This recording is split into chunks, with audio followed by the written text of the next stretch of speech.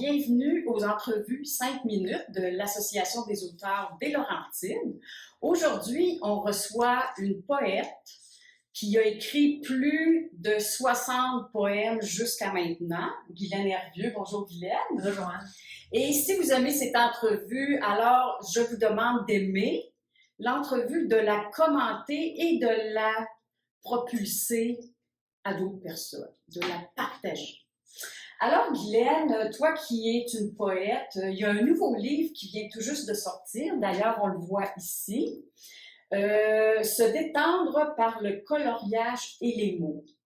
Qu'est-ce qui t'a inspiré ce livre-là? Okay. Tout d'abord, je veux dire que je suis pas seulement un poète, c'est que j'écris depuis plus que 30 ans des livres de cheminement. Alors, il y a des poèmes là-dedans, il y a des textes de motivation, il y a également des méditations. Alors, ce qui m'inspire beaucoup, moi, je suis une personne émotive et à la fois intuitive. Puis, depuis quelque temps, j'ai remarqué que ça peut être une émotion qui me suit. Mm-hmm. Ça peut être un mot. Je me réveille le matin avec un mot dans la tête ou un bout de chanson ou une phrase. Là, je me dis, elle me suit cette phrase-là, elle résonne en moi. Puis là, elle résonne dans ce que j'appelle la boîte à émotions. Là, je me dis, il faut que je fasse quelque chose avec ça. Alors, souvent, un temps, je l'enregistrais, mais dès que je suis visuelle, je préfère l'écrire sur un bout de papier. Puis parfois, ça résonne tellement fort que si j'ai le temps, je vais m'asseoir et je vais dire, ben là, ça veut dire quelque chose. Faut que j'écrive quelque chose à propos de ce mot-là. Ou parfois, je vais regarder, est-ce qu'il y a d'autres mots qui me viennent à l'idée, là? Sur ma feuille de papier, je peux faire d'un jet, comme je peux faire sur ma feuille de papier, marquer plusieurs mots. Puis ensuite de ça, ben, j'essaie de relier ça pour faire quelque chose de Qu'est-ce qui t'a inspiré? Dans le fond, c'est pour un jeune public, ce livre-là. Ce livre-là, et pourquoi l'avoir associé à des coloriages? Qu'est-ce qui t'a inspiré? Pas nécessairement un jeune public.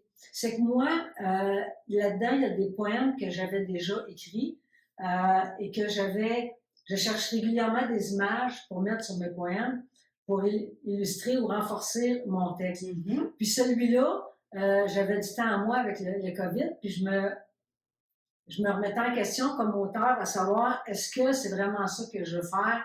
Est-ce que c'est ça que j'aime? Puis oui, c'est ça que j'aime. Les gens qui me suivent depuis 30 ans me disent qu'ils aiment ça, puis ils aiment ça quand je sors une nouveauté. Alors moi, j'ai décidé de combiner les dessins que je faisais à main levée, mm-hmm. mais qui n'étaient pas assez beaux pour être un livre à colorier.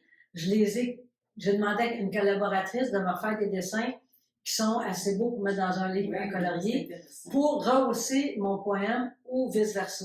Alors là-dedans, il y a des textes de motivation, il y a des poèmes et il y a des méditations. Donc, ça s'adresse à un large public. Oui, moi je calcule que dès que les personnes sont en état de comprendre, comme vers 8-10 ans, les textes, ben ils peuvent lire les textes puis colorier et vice-versa. On dit de 7 à 77 ans. Oui, c'est ça que j'avais dans la tête tantôt. Oui, okay. Mais c'est parce que maintenant, la population vit vieux. Fait que je ne peux pas dire 77 ans.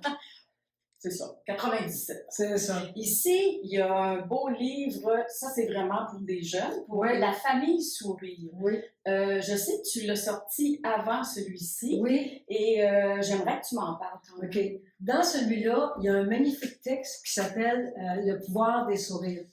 Puis, comme je disais tantôt, ça résonnait, puis j'arrêtais pas de dessiner des cœurs. Là, j'arrêtais pas de dire, ah, ben, tiens, je vais faire la famille sourire. Puis là, je dessinais un monsieur avec un chapeau, puis tout ça. Puis là, un moment donné, j'ai dit, hey, c'est trop beau. Il faut que je fasse un livre pour enfants avec ça. Alors, je me suis mis à la recherche de collaboratrices pour les dessins, tout ça. Puis, il était comme plus facile à sortir parce que lui, j'étais dépendante de la personne qui me fournissait les dessins.